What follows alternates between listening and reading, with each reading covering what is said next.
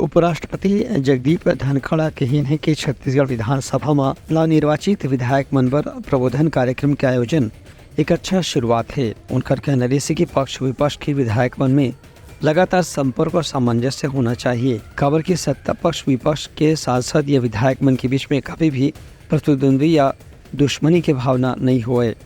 उनका कहना है कि जतका पक्ष विपक्ष के बीच में सामंजस्य हो ही ओतके लोकतंत्र मजबूत हो ही और एक अच्छा नतीजा निकल ही। उनका कहना है कि जीवन में सीखे के प्रक्रिया हमेशा चलत रही थे। सदन घलो एक सीखे के बड़े स्कूल के जैसन है। खबर की हाँ पुराना विधायक मन से नव विधायक में काफ़ी कुछ सीख सकत हैं। उपराष्ट्रपति संविधान सभा के गठन और भारत के संविधान के निर्माण के प्रक्रिया के बारे में विस्तार से जानकारी दी।